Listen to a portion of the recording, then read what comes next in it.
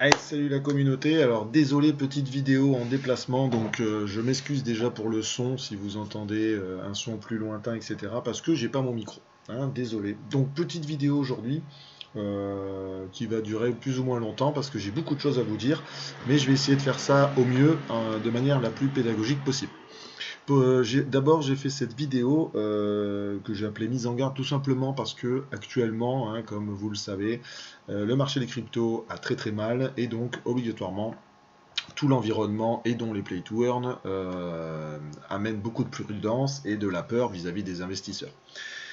Cependant, moi je pars du principe que tout investissement a un risque, hein, que ce soit l'investissement en crypto, l'investissement dans les play to earn, l'investissement en bourse, l'investissement en immobilier, de manière graduelle, l'un par rapport à l'autre en fonction des domaines, d'accord? Donc moi je voulais vous faire une petite vidéo pour vous mettre en garde et surtout vous expliquer un peu le cheminement que vous devez avoir, qui est pour moi identique aux autres investissements. Euh, la manière la plus sécurisante pour un profil d'investisseur, c'est de diversifier dans les différents domaines. Et donc, dans notre cas, jouer au play to earn, c'est d'abord un plaisir, mais c'est aussi une manière de gagner de l'argent, oui. Mais c'est juste on va dire, un canal d'investissement qui permet de vous faire des revenus complémentaires. Et le mieux, c'est quand même de développer plusieurs canaux d'investissement, hein. Pour ma part, par exemple, je fais un peu d'immobilier. Enfin, de l'immobilier, je suis dans la bourse et je suis dans les cryptos et dans les play to earn. Vous voyez, donc là actuellement les cryptos et les play to earn, ben, c'est pas la panacée. Ben, j'ai toujours la bourse et l'immobilier pour, on va dire, stabiliser ma situation. Je dis, euh, je dis bien stabiliser. Le but du jeu, c'est franchement de se sécuriser. Ce qui nous emmène quand même à, suite à cette petite intro, à mon premier truc que tout le monde vous répète sur les réseaux sociaux, certains même disent que c'est une connerie, moi je le pense vraiment. C'est que quand vous commencez dans un investissement, il faut toujours penser à dépenser, on va dire, de l'argent qu'on peut se permettre de perdre, hein. C'est-à-dire que vous avez, comme tout le monde, vous avez une vie avec des charges et des frais fixes, hein, le loyer, la nourriture, etc. Ça, on badine pas, on est obligé de le faire. Il y a plusieurs techniques, plusieurs méthodes pour pouvoir vous créer une épargne de précaution. C'est, on va dire, la chose la plus importante. Si vous ne pouvez pas commencer à faire une épargne de précaution, ben enfin, si vous ne pouvez pas faire une grosse épargne de précaution, ben vous la faites petit à petit, hein. Moi, comment ça se passe, comment ça s'est passé? Ben, j'ai commencé à mettre 10 à 50 euros de côté tous les mois. Et quand j'ai eu ma petite épargne de précaution, je me suis mis à me lancer sur les play to earn. Pour la bourse, c'est pareil. Bon, la bourse et les cryptos, j'investis régulièrement tous les mois.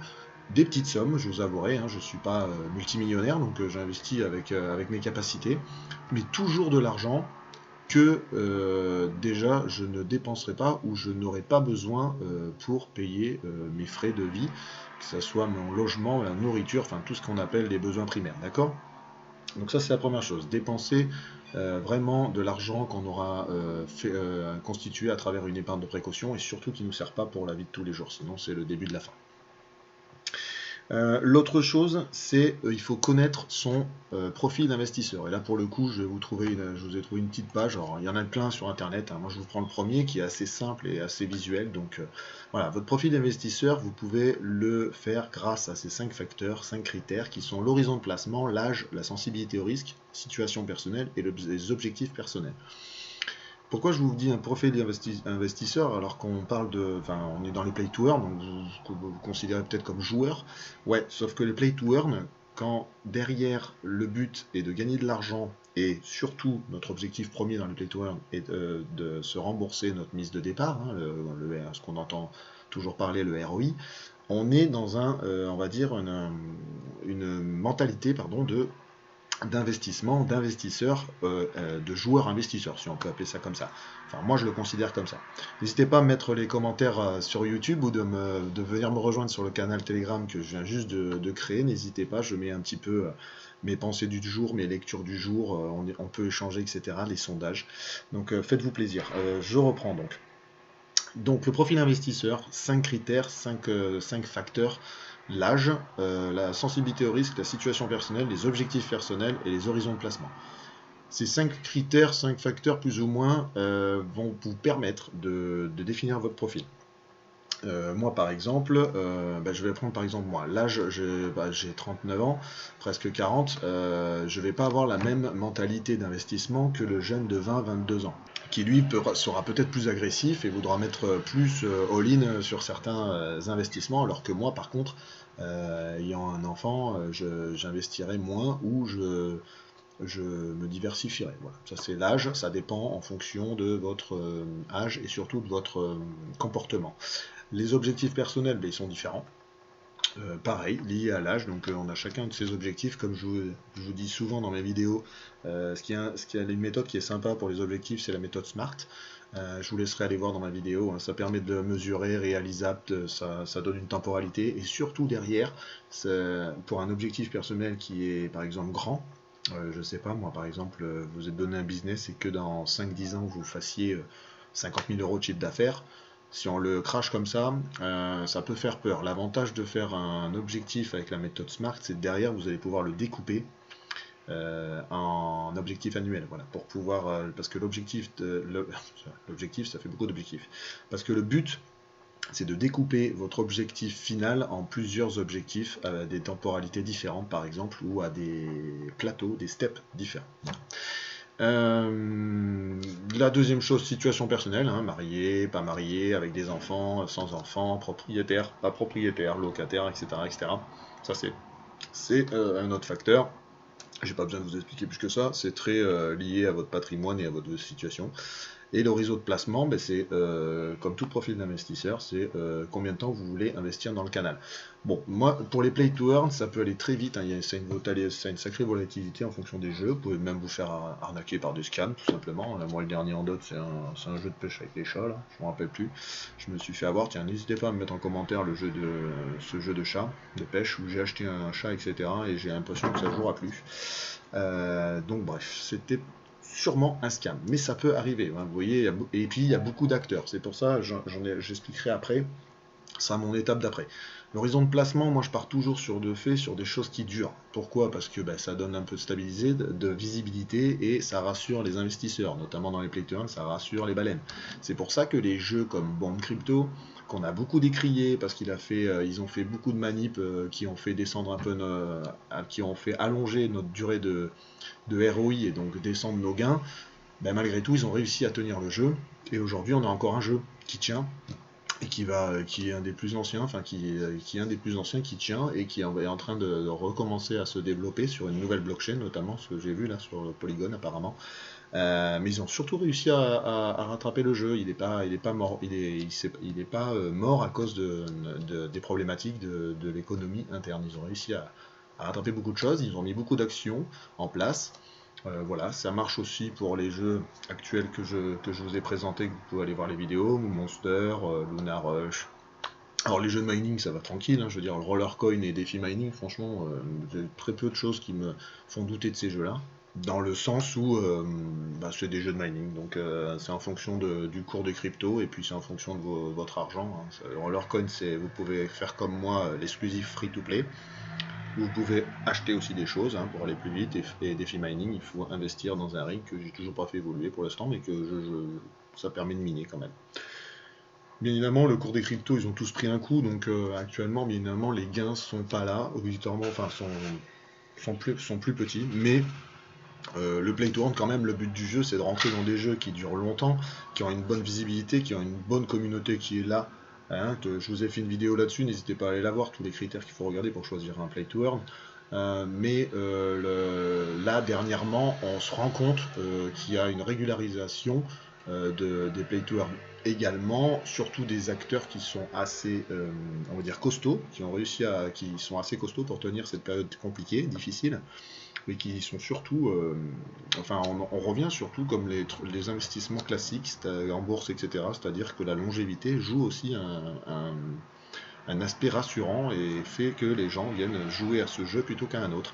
Et ces derniers temps, avec le cours et les difficultés du monde crypto, je vous avouerai qu'il y a beaucoup de gens, dont moi, je ne vais pas me cacher, c'est pour ça que je vous fais moins de vidéos sur des jeux, qui investissent dans les play to earn.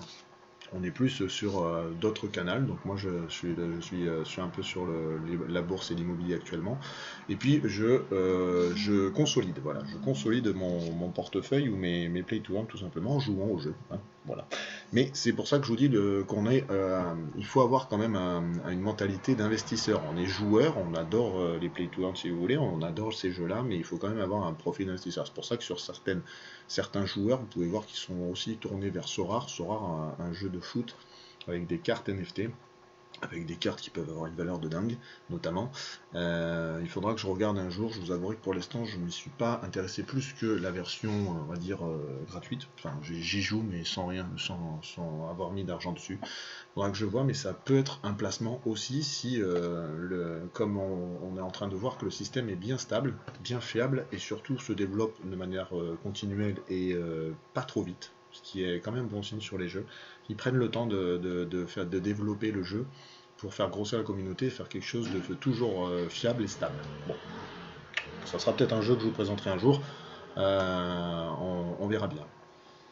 Donc, pour en revenir à tout ça, voilà, tout ça, ça vous fait le profil d'investisseur. Celui que j'ai pas encore parlé, et c'est le plus important, c'est la sensibilité au risque. Alors, sensibilité au risque, moi je vais cliquer sur la page, mais moi je le lis souvent à l'aversion au risque, qui est un peu une notion, on va dire, qui se rapproche.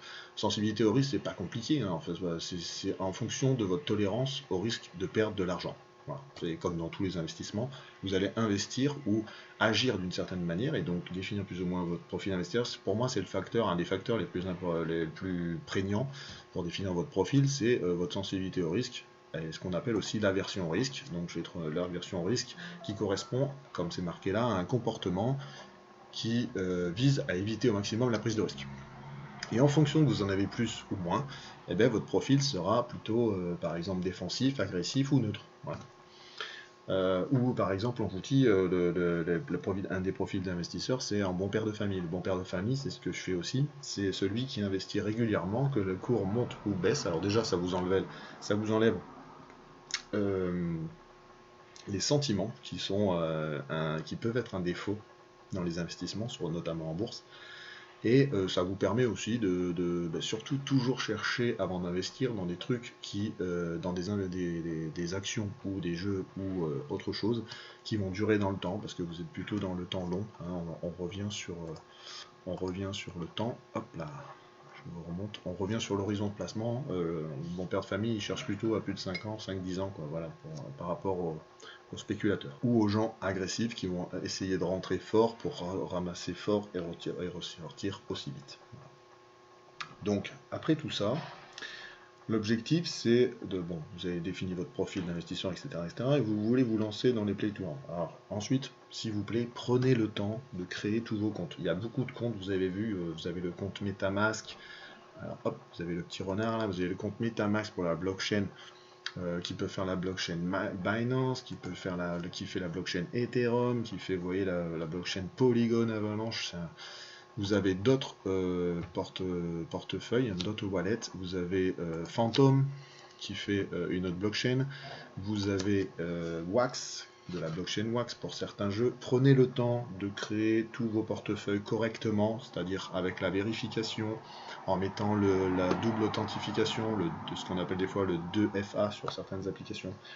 Et aussi, quand vous avez choisi votre play to earn, comme là on en revient à la table d'après, tout simplement, ah oui, j'avais oublié pour les wallets, notez vos catchphrases ou les phrases secrètes, vous savez, de 12 mots, 24, enfin, ça dépend des wallets et des applis. Notez ça dans un carnet en papier, plus votre version numérique dans un coffre-fort numérique. Enfin, essayez de doubler ça parce que cette phrase, c'est la plus importante. J'ai vu trop de gens, par exemple, avec des clés Ledger. Alors, j'ai pas de clé Ledger, moi, ça sera peut-être mon futur investissement pour sécuriser encore mes fonds. Les clés Ledger, il y avait des mecs qui ont des clés Ledger et ils ont oublié cette phrase, ça leur a permis, ils ont donc perdu l'accès à leur crypto, ce qui est bien dommage quand même quand on commence à accumuler une certaine fortune. Bref. Donc ça c'est la plus importante. Moi par exemple, ma phrase secrète, je l'ai mise sur un carnet qui me quitte jamais. Voilà, je l'ai écrit sur un papier. Qui me permet de me reconnecter sur d'autres PC. Le jour où je change mon ordinateur et que j'installe le wallet par exemple MetaMask sur un autre PC, je pourrai par cette phrase récupérer mon compte et donc les cryptos qui sont dessus. Donc là, après tout ça, la cinquième étape, c'est de choisir votre play to earn. Là, je ne vais pas me répéter, vous irez voir ma vidéo, hein. Bien lire les white papers, consulter les réseaux sociaux qui montrent la communauté et les followers. N'hésitez pas à aller voir toutes mes vidéos, hein, celles-là, les lexiques, etc. Quand vous débutez, pour connaître le jargon du play to earn, hein, là-dessus. Donc après, ça c'est pour choisir les play to earn. Après votre choix, il faut bien évidemment commencer, par exemple, en play to earn, à acheter des NFT ou acheter des choses dans le jeu. Alors là, il faut prendre son temps de faire tout le transfert. Je le répète une nouvelle fois, il faut prendre son temps pour faire tout le transfert. C'est-à-dire que d'abord, vous faites un transfert de votre wallet Binance, par exemple, enfin de votre en utilisant une plateforme Binance. Vous mettez de votre compte bancaire, vous envoyez l'argent sur Binance. Et de Binance, vous allez faire une transfert d'une petite monnaie, enfin le token, pardon, demandé sur votre wallet MetaMask. Vous faites le transfert de Binance à MetaMask, et là vous attendez que dans votre MetaMask, vous ayez le pop-up ou le retour comme quoi votre crypto est arrivé dans le compte. Si ça marche, ça veut dire que le travail et les copier-coller de vos adresses de wallet, etc., ça veut dire que tout le circuit a fonctionné. Dites-moi en commentaire si vous voulez qu'un jour je vous fasse un essai que je vous montre un tuto là-dessus, mais bon, c'est pas très compliqué, hein. Quand vous avez le wallet MetaMask que j'ouvre ici, s'il veut bien s'ouvrir, voilà, vous avez une adresse là, voilà, que vous devez copier-coller sous Binance pour transférer des cryptos sur ce wallet. Là, vous envoyez un petit transfert et vous attendez que le transfert soit exécuté et effectué. Ça valide tout votre circuit. Et donc après, vous pouvez mettre une somme plus grande de crypto pour pouvoir investir dans le jeu que vous aurez choisi. Et ça, c'est très important.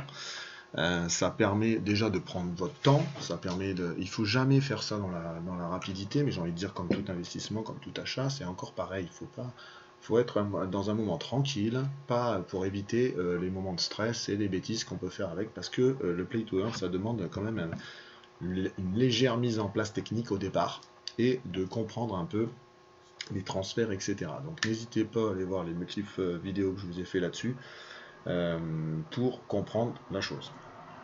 Ça, vous avez mis l'argent, vous avez mis enfin votre crypto sur le wallet et vous allez pouvoir acheter. Donc, ça c'est un fait. Vous avez pareil quand vous achetez, par exemple, quand vous fabriquez le rig sur DeFi Mining, je vous laisserai aller voir la vidéo là-dessus. J'en ai fait une vidéo tuto parce que ça demande un petit peu de temps au départ. Prenez votre temps de monter votre rig correctement avec l'argent et de faire les transferts au fur et à mesure si vous n'avez pas toute la somme d'un coup. Moi je ne l'ai pas monté et je l'ai pas monté tout de suite mon rig. J'ai monté une partie, j'avais pas tout l'argent, j'ai remis une somme derrière pour finir de monter mon rig et pouvoir jouer. Bref, quand je vous dis à chaque fois, posez-vous les bonnes questions, prenez votre temps pour faire les transferts et surtout prenez votre temps pour sécuriser tout ça. Donc après vous avez fait tout ça, vous voulez jouer. Alors, si vous n'êtes pas confiant, et là on en revient à votre profil d'investisseur, si vous êtes débutant et que vous avez peur de choisir un play to earn qui soit un scam, etc., faites confiance quand même à la communauté des joueurs. Faites un tour sur les chaînes YouTube, déjà ça va vous donner pas mal de jeux. Alors, je vais tout de suite vous donner mon opinion, ça plaira pas, je m'en fiche. Sur YouTube, il y a beaucoup de gens qui font des chaînes YouTube comme moi sur les jeux Play to Earn, mais ils vous présentent tous les jeux Play to Earn du monde. Ils font énormément de vidéos de présentation de jeux. Ça ne veut pas dire obligatoirement qu'ils se jouent derrière, hein. N'oubliez pas que sur YouTube, il y a des partenariats avec certains joueurs, avec certaines personnes qui ont une influence et qui ont de grosses communautés. Ça ne veut pas dire qu'ils investissent dedans, et surtout le fait de faire des présentations de plein de play to earn, à un moment donné, ça rend flou le message. Moi, vous avez vu dernièrement, là, je vous ai plus fait trop de vidéos sur les play to earn. Pourquoi? Parce que tout simplement, moi, actuellement, je n'ai pas investi dans de nouveaux play to earn. Voilà. Je consolide, comme je vous dis, je consolide mon portefeuille, je consolide les play to earn en jouant au play to earn actuellement. Voilà. Ça aussi, hein, dans votre manière d'investir dans les play to earn, commencez à réfléchir un petit peu vos solutions et vos scénarios de backup. Moi, par exemple, dans ce moment un peu difficile de la crypto, sur quoi je me mets? Je me mets sur les free-to-play. Les free-to-play, je vous en ai donné plusieurs. Il y a déjà Rollercoin, moi, que je me mets dessus, ce qui me permet de miner des bitcoins, de l'Ethereum, enfin de miner des cryptos pendant cette période difficile et de continuer à jouer quand même.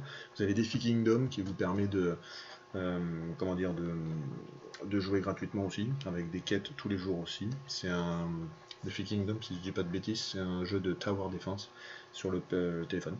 Vous avez Moo Monster. Alors Moo Monster, il y a des achats au départ, mais bon, l'avantage aussi de cette période-là, hein, c'est que vous pouvez entrer dans des jeux avec des valeurs moins chères, quoi, avec des prix de départ moins chers, hein, pour le coup. Mais pour le coup, commencez doucement. Voilà. Et il y a d'autres scénarios aussi qui vont se monter. Moi, vous voyez, de plus en plus, je vais essayer de me renseigner de plus en plus sur le scholarship pour pouvoir proposer, découvrir les jeux à des débutants, tout en me faisant des revenus à travers ces débutants qui vont jouer avec mes NFT. Voilà, enfin, ça s'appelle le scholarship, ou dans d'autres jeux, il y a le renting carrément qui permet de louer. Ça, je l'ai vu dans un jeu de course de cheval, où les gars louaient leur cheval et gagnaient un pourcentage. Ils y jouent pas en fait, mais ils ont investi dans le jeu parce qu'ils aiment bien le concept. Et ils ont investi dans un cheval et ils le louent à des gens qui font les courses à leur place et ils ramassent un pourcentage des commissions de gain. Voilà. Donc, vous voyez, je vous parle de ça, mais au fur et à mesure que je discute, on est quand même dans de l'investissement et dans une réflexion d'un investissement, hein, au-delà de jouer. Alors je ne vous dis pas que ça enlève pas le plaisir de jouer et je ne vous dis pas de vous transformer en un investisseur financier du tout. Je vous dis juste que vous aurez quand même à réfléchir comme un investissement. euh, ouais, vous aurez besoin d'investir dans les play to earn, comme des fois un investissement en action, en bourse ou dans l'immobilier. Voilà. Et la dernière chose qu'il faut bien faire sur les play to earn, et c'est ce qui est le plus compliqué parce que c'est ce qui prend le plus de temps, mais j'ai envie de vous dire comme tout investissement, c'est de rester connecté. C'est-à-dire tout simplement de voir les évolutions des tokens grâce à CoinMarketCap, les sites comme ça, CoinGecko. Hein. Je vais vous mettre CoinGecko, CoinMarketCap. Vous voyez, d'un mois par exemple, vous pouvez voir que sur ma page web, je me suis fait plein de raccourcis. Ça, voilà, des plateformes comme ça permettent de voir les cours des cryptos, le cours de vos cryptos de jeu. Vous voyez, le Bitcoin, hop là. Actuellement, il a fait un petit, ça remonte un peu. Voilà. Donc le but, c'est de rester connecté sur les play to earn sur lesquels vous jouez. Hein. C'est-à-dire que vous regardez l'évolution du token, vous regardez le développement du jeu, vous comparez avec la roadmap qui est présentée par les développeurs du jeu. Il faudra, comme je vous dis, pourquoi pas se tenir un tableau de suivi. Moi, je me tiens un petit tableau Excel sur lesquels je modifie le cours à chaque fois et je mets les gains que j'ai ou les pertes. Et ça me fait tout simplement tout simplement une petite soustraction pour certains pour voir par rapport à mon ROI si j'y suis ou pas. Alors, je vous avouerai que dernièrement, avec l'environnement, c'est compliqué de ce que j'ai investi de départ. Mais bon, moi, à la différence de beaucoup de gens, c'est que j'ai fait l'erreur de départ, c'est que je suis rentré dans un jeu à un moment inopportun qui s'appelait Cryptomine et j'ai perdu de l'argent dès le départ, puisque derrière, il s'est effondré avec une économie qui était mal réfléchie par les développeurs. Bref, ça, des fois, ça peut arriver, ça vous arrivera, c'est pour ça que je vous dis de bien vous renseigner, prendre le temps de réfléchir. Et c'est vrai que pendant une période, rentrer early dans un projet vous permettait de gagner de l'argent. Aujourd'hui, faut pas oublier ce qu'il faut pas. Enfin, ça peut aussi, ça fonctionne, mais les jeux sont liés à un token et le token a un cours comme le Bitcoin, comme l'Ethereum. Donc, des fois, les jeux qui sont viables, par exemple, Banque Crypto, le Bitcoin, ils ont fait le Sense Coin maintenant, le Sense Spark Coin. Enfin, n'hésitez pas à mettre en commentaire comment il s'appelle le nouveau. Mais le Bitcoin, vous allez le voir, il a stabilisé. Enfin, je vais pas aller le chercher là. Je vais aller le chercher là. Pardon. Le Bitcoin. Non, le bombe. Voilà, le Bitcoin de Banque Crypto. Voilà, il est à 0,02. Hop, et si on fait All. Voilà, vous voyez, il stabilise depuis, enfin il descend légèrement, mais depuis mai 2022, vous voyez. Donc, Mais, en fait, c'est ça qu'il faut commencer à regarder aussi. Les jeux, regarder les tokens qui vont avec. Enfin, moi j'ai un jeu par exemple, enfin j'ai un jeu dans lequel j'ai acheté juste des NFT, j'y joue pas. C'est Polychain Monster, c'est un jeu avec des dragons.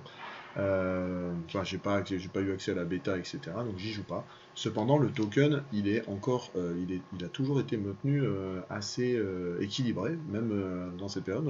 Il est descendu, mais beaucoup moins que les autres. Donc vous voyez, c'est une autre manière de pouvoir gagner de l'argent. Je vous l'ai déjà dit dans ces plusieurs vidéos, hein. Vous pouvez jouer, vous pouvez investir dans les NFT et investir dans le token aussi, garder les tokens, les revendre plus tard, un peu comme une action. Vous pouvez gagner de différentes manières des gains dans le monde des pay to earn. Ok. Donc pour revenir sur cette vidéo, je vous laisserai refaire tout ça. Donc le but du jeu, la première étape, c'est de dépenser que ce qu'on peut se permettre de perdre et de créer surtout une épargne de précaution.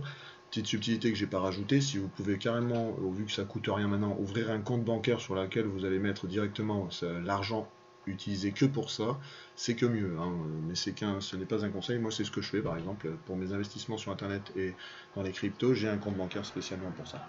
Ensuite, prendre le temps de créer tous les comptes qui vont bien, les wallets, MetaMask, etc., de rentrer dans les jeux. Se renseigner sur les jeux avec le white paper, la roadmap, le développement, la tokenomics, tous ces critères-là. N'hésitez pas à aller voir les petites vidéos d'abord pour comprendre les lexiques qui sont liés à ce jeu. Ensuite, faire des petits transferts jusqu'au wallet concerné pour vérifier tout le cycle et ensuite basculer toute la crypto qui va bien pour rentrer dans les jeux. Et ensuite réfléchir un peu dans la pérennité, dans le long terme, les scénarios sur les différents jeux. Voilà. Moi c'est. Alors après vous avez un peu la folie de départ comme à chaque fois, hein. Moi j'ai investi dans beaucoup de jeux dès le départ. Là je commence un peu à consolider et surtout en ce moment où on a les cryptos, elles ont toutes pris un shoot. C'est le moment où je réfléchis pour consolider mon portefeuille et puis pour rentrer plus lentement, voilà, dans les jeux.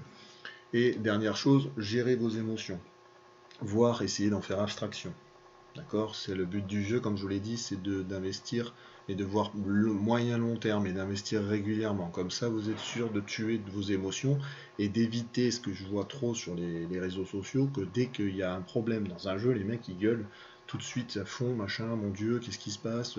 Encore un scam, encore on va se faire encore arnaquer. Les gars, attendez un peu. Il y a certains jeux, justement, ils développent gentiment les jeux et c'est bon signe. Ça veut dire qu'ils voient du moyen à long terme. D'accord? Bon, crypto, à un moment donné, il y a plein de gens. C'est pour ça que j'aime pas obligatoirement les vidéos comme ça d'actualité, c'est pour ça que j'en fais pas. C'est que les gens, à un moment donné, faisaient des vidéos sur Bomb Crypto en disant ah, Bomb Crypto c'est fini, le token il est en train de s'effondrer, machin et tout. Et pourtant, le jeu, il est là et il se redéveloppe sur une nouvelle chaîne qui est Polygon. Donc vous voyez, enfin, des fois, revenir à des jeux qui ont une longévité est rassurant et les baleines sont rassurées quand les jeux commencent à perdurer. Voilà. Donc sur ce, je vous dis merci d'avoir suivi cette vidéo. Je pense qu'elle est un peu trop longue, mais c'est pas grave. Je voulais vous transmettre tous les bons, mes infos en tout cas et mon retour d'expérience depuis que je suis rentré dans les jeux.